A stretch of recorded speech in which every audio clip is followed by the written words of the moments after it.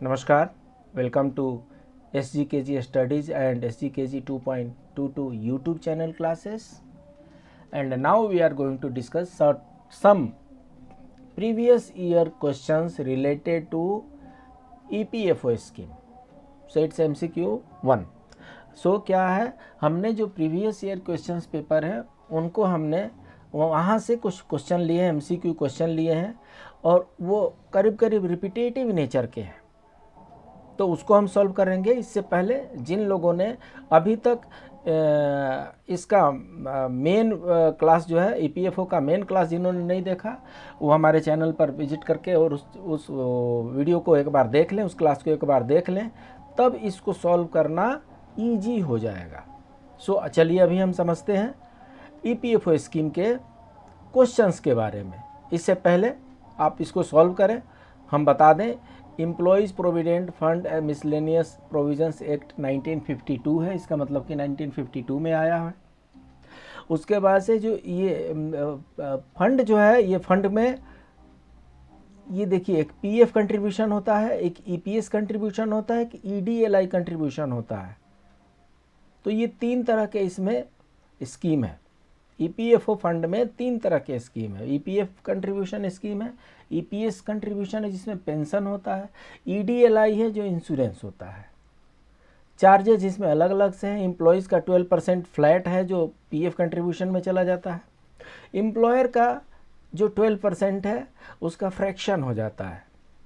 PF contribution में 3.67 जाता है, पेंशन स्कीम में 8.33% जाता है, इंश्योरेंस स्कीम में 0.50% जाता है और एडमिन चार्ज में 0.50%। दैट मीन्स एम्प्लॉय 12% पे करते हैं, एम्प्लॉयर 13% पे करते हैं, टोटल कंट्रीब्यूशन जो होता है 25% होता है।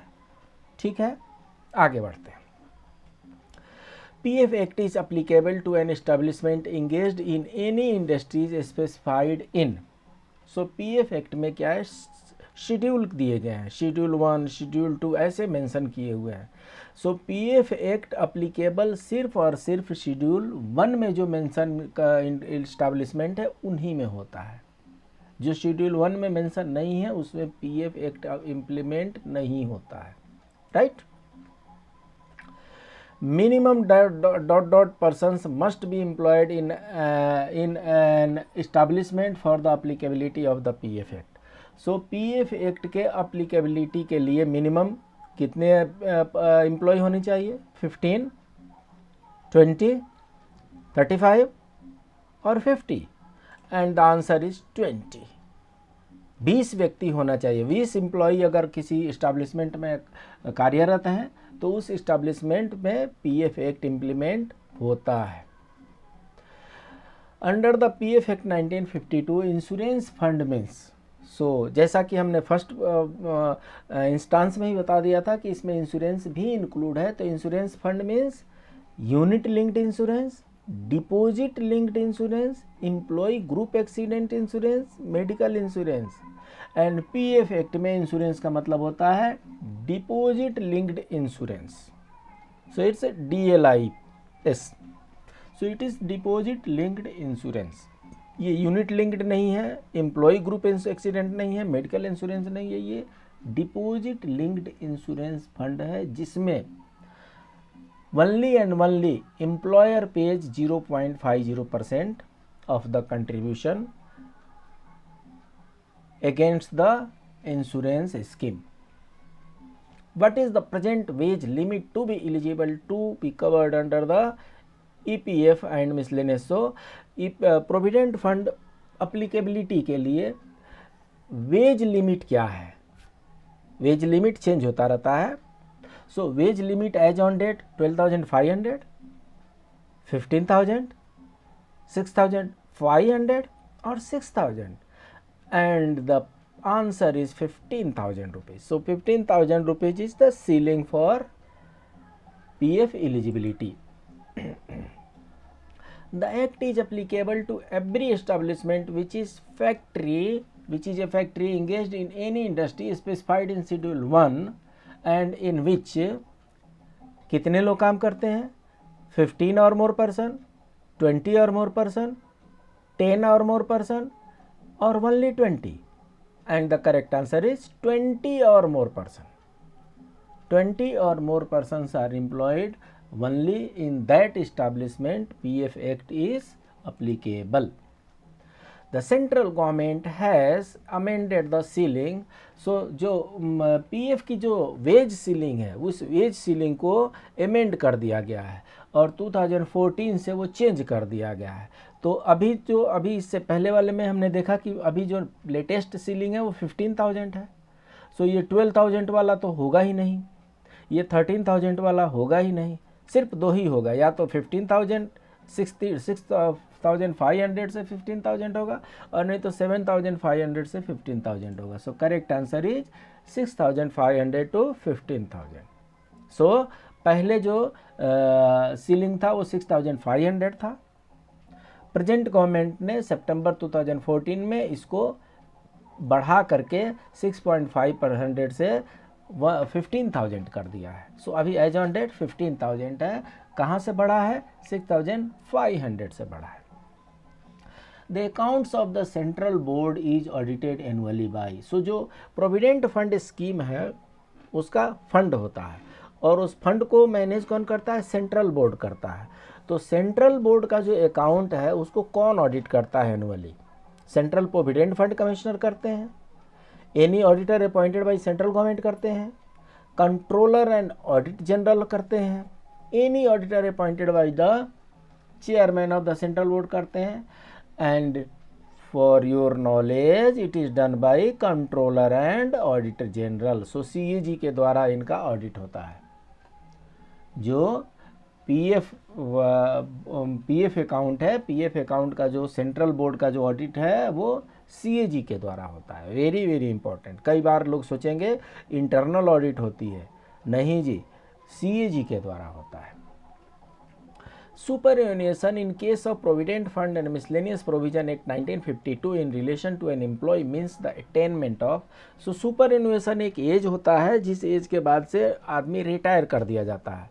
सो प्रोविडेंट फंड एक्ट के अनुसार सुपरएनुएशन का एज क्या हो सकता है? 55 years? Is it 58 years? Is it 60 years? और it is 65 years? And yes, the answer is 55 years of age. Government job जितने हैं, गवर्नमेंट जॉब में सुपरएनुएशन 60 ईयर में होता है, लेकिन PF एक्ट में PF एक्ट के दायरे में जो आते हैं उनका सुपरएनुएशन 58 ईयर में फिक्स किया गया है। No court inferior to that of one of the following class shall try any offense under this act. So PF act में कोई भी ऑफेंस होता है तो उसको कम से कम कौन ट्राई कर सकता है? सुप्रीम कोर्ट, ये तो अपेक्स कोर्ट हो गया, हाई कोर्ट, ये भी स्टेट लेवल पे अपेक्स हो गया, मुंसिफ कोर्ट, ये थोड़ा छोटा कोर्ट हो गया, प्रेसिडेंसी मजिस्ट्रेट और magistrate of first class. So the answer is magistrate of first class. ठीक है, मजिस्ट्रेट ऑफ फर्स्ट क्लास से नीचे का कोई भी कोर्ट इस एक्ट में अगर कोई ऑफेंस है तो उसको ट्राई नहीं कर सकता। मतलब फर्स्ट क्लास मजिस्ट्रेट का ही पावर है, सेकंड क्लास मजिस्ट्रेट का पावर नहीं है। Which purposes does not entitle an employee to take advance from the provident fund? सब प्रोविडेंट फंड में जो पैसे जमा होते हैं मंथली बेसिस पे उसको विड्रॉल भी कर सकते हैं और उसको एज एडवांस निकाल भी सकते हैं।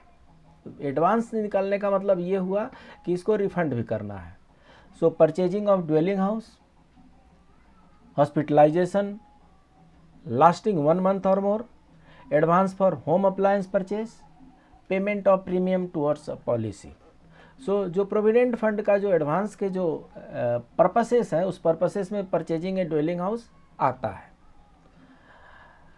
कोई लंबी बीमारी है और लंबी बीमारी को ट्रीटमेंट करने के लिए भी एडवांस लिए जाते हैं।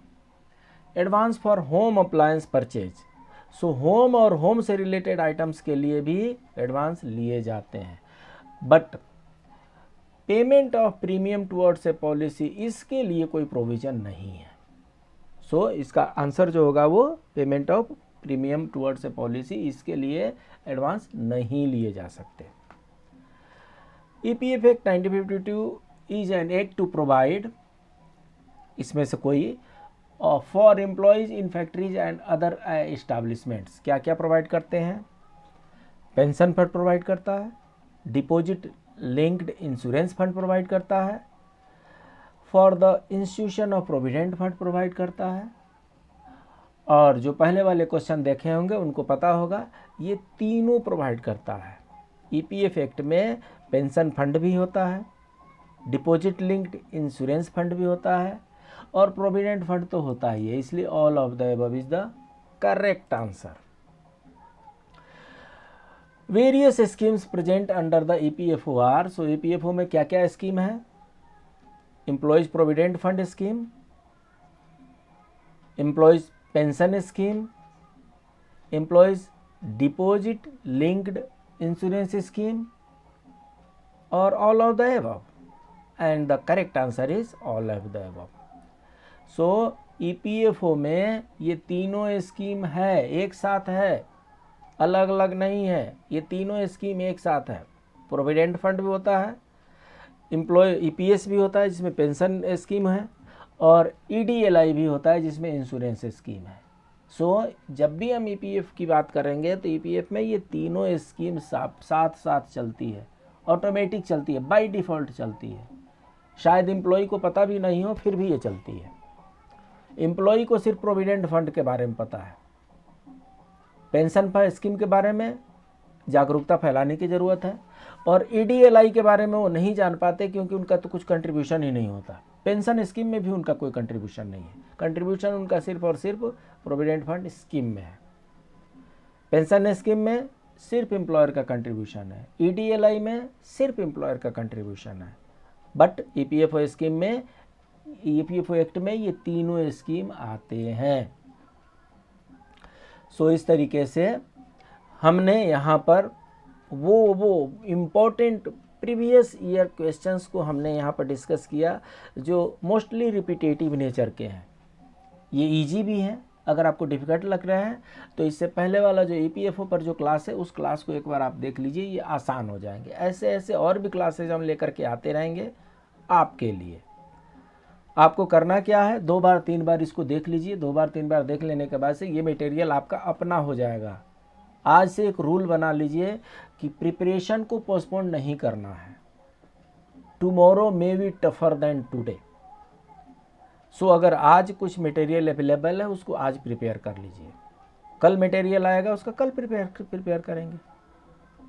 So practice makes a man perfect. ये कंपटीशन है, कंपटीशन को थोड़ा सा अपने तरीके से सीरियस में लेना है। सीरियस लेकर के चलेंगे तो ये कंपटीशन आपके हाथ में आ जाएगा, मेरिट लिस्ट में आपका नाम रहेगा। इसलिए सीरियसनेस हमें क्रिएट करना है। ये जितने क्लासेज है सारे क्लासेस को हम SGKG स्टडीज़ यूट्यूब चैनल पर अपलोड कर रहे हैं। अगर अभी तक आपने सब्सक्राइब नहीं किया है तो please do subscribe, like and share to your friends. बाकी हमारा एक दूसरा चैनल है SGKG 2.22 और इस पर ये रिमेनिंग स्टडी मटेरियल अवेलेबल है। टाइम टू टाइम हम इसमें भी अपलोड करते रहते हैं। सो आप SGKG 2.22 को भी लाइक करें, सब्सक्राइब करें, अपने दोस्तों के बीच में शेयर करें। ये SGKG स्टडीज़ है और इसमें ये आप देख सकते हैं, ये प्लेलिस्ट है। ये SGKG 2.22 है और आप इसमें देख सकते हैं ये प्लेलिस्ट है। So please keep on revising. मिलते हैं अगले क्लास में, तब तक के लिए नमस्कार।